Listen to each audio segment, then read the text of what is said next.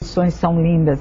Temos que acabar com conceitos absurdos, frutos de uma sociedade imediatista, materialista e cruel para os diferentes.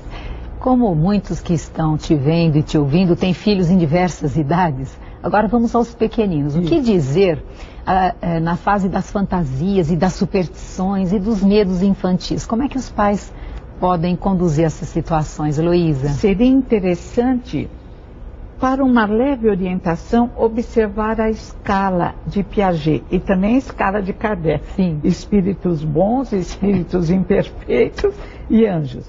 Piaget diz: cada criança tem seu desenvolvimento. Ele dá uma idade que hoje já muda. Sim.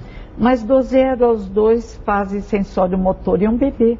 Ele precisa aprender o mundo à sua volta com todos os sentidos. E diz Piaget: a estimulação mais preciosa é o amor da mãe. Criança mal amada, criança rejeitada, ainda que tenha babás e brinquedos, terá problemas emocionais.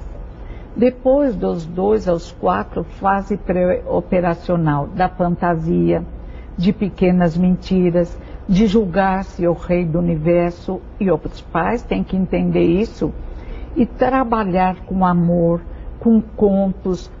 O medo é extinto através de contos, as emoções inferiores, o ciúme, a inveja, até contos que nos parecem inadequados, como Branca de Neve e os 7 Anões, Chapeuzinho Vermelho, servem para permitir que a criança trabalhe suas emoções.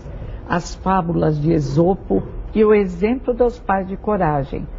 É difícil, se uma mãe é depressiva ou um pai está com síndrome do pânico, falar para o filho: tenha coragem.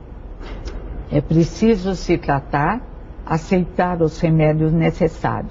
Bem trabalhada, a criança do período pré-operacional vai para o operacional concreto. Dos 4 anos até mais ou menos os 8, um pouco mais, hoje mais cedo, a criança aí já pode aprender conceitos, mas através do concreto, da massinha, do barbante, sempre do exemplo, para só então chegar ao operacional formal, que é a capacidade de abstração, dos juízos éticos. Mas a escola já trata a criança como se estivesse no formal. Mas eu ia dizer isso para você. Eu tenho visto algumas teorias dentro da educação, e você é uma educadora também por excelência. Eu queria que você falasse a respeito disso, da importância de se respeitar a fantasia da criança, claro, os contos, para que essa transformação... As fases infantis, a historinha do Natal, não é uma história, é uma convenção? É, mas faz bem para a alma da criança. Não podemos colocar as crianças num deserto árido. Através dos símbolos que vêm de toda a humanidade, dos mitos, vamos conduzindo a realidade, mas respeitando a potencialidade, o potencial infantil. Tanto que eu tenho percebido que crianças que não são respeitadas nesse período dessa forma se tornam adolescentes ou adultos, que aí sim elas vão entrar com fantasias a respeito, já numa fase adulta, que deveriam sim aí ter uns pés mais no chão e contato com a realidade, e aí entram as fantasias, entram situações muito complicadas. Muito então, tristes. É nessa hora, é como um alimento, né? É como um alimento. É baseado nos mitos que vêm de toda a humanidade. Jung, o arquétipo coletivo, os arquétipos individuais, e a reencarnação explica isso.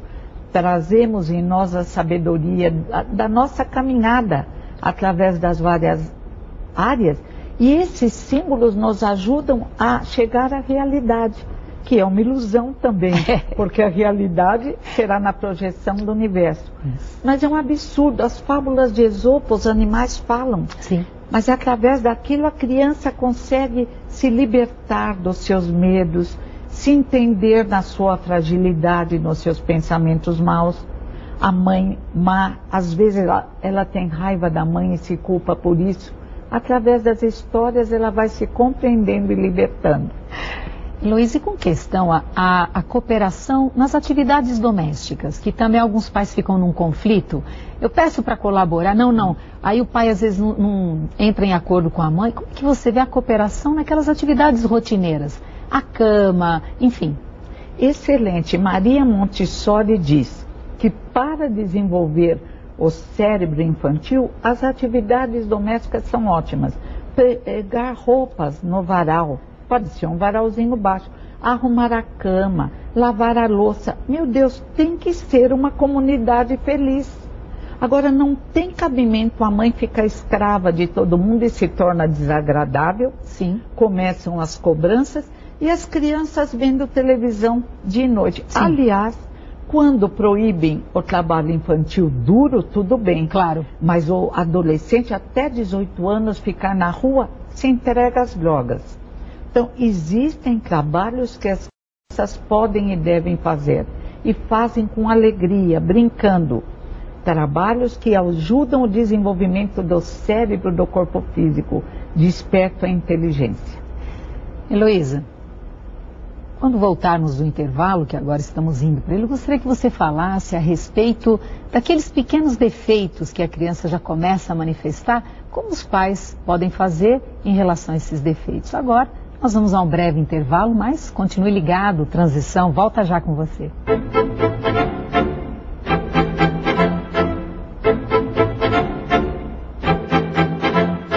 Você não pode perder a mega promoção do site Mega Livros. São mais de 6.000 títulos. Livros espíritas, espiritualistas e autoajuda. Descontos imperdíveis, de 30% a 70%. E você pode pagar em até 3 vezes. megalivros.com.br. Televendas 3186-9777. De segunda a sábado, das 8 às 17 horas. A Rede Boa Nova de Rádio leva a seus ouvintes mensagens que podem mudar a forma de encarar a vida. Acesse www.radioboanova.com.br e ouça muito mais. Sintonize a antena parabólica. Em polarização horizontal, frequência 1240, canal de áudio 6.2. Na Grande São Paulo, em 1450M. Em Sorocaba e região, 1080M. Entre na sintonia da Boa Nova.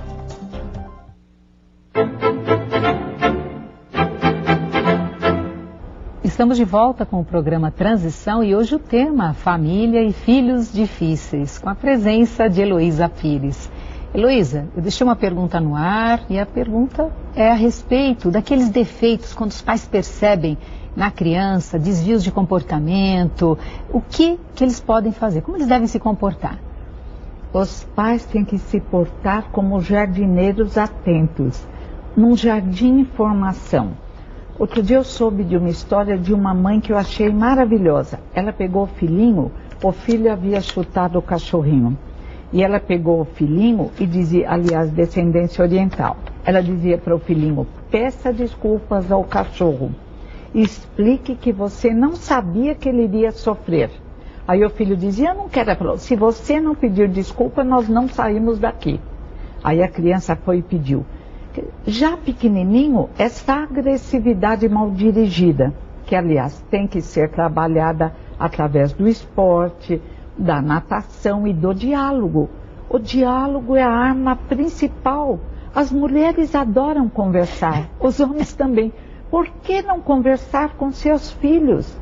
Fazendo dos filhos seus grandes amigos, mas não é a mãe amiguinha, é a mãe autoridade que veio não por acaso antes de tudo, mas uma mãe confiável, que conversa, que comenta os distúrbios da natureza, que tranquiliza os corações e que convoca uma postura correta, ensinando que o porteiro, que o lixeiro, que aqueles considerados indevidamente menores do que os outros, porque isso não existe, são nossos irmãos, às vezes muito maiores do que nós, emocionalmente. Aliás, Daniel Goleman, em seu livro sobre educação, QI versus QE, ele diz que o indivíduo mais educado e maduro que ele encontrou era um motorista de ônibus, que aconchegavam os que subiam no ônibus e fazia com que testas enrugadas se desenrugassem.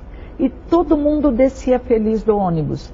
Então é essa educação que vamos transmitir. A querida Rainha Elizabeth, numa encarnação difícil, embora pareça fácil, ela cumprimenta o cozinheiro, ela se dirige a todos numa mesma reverência de humildade e amor. E nós vemos arrogância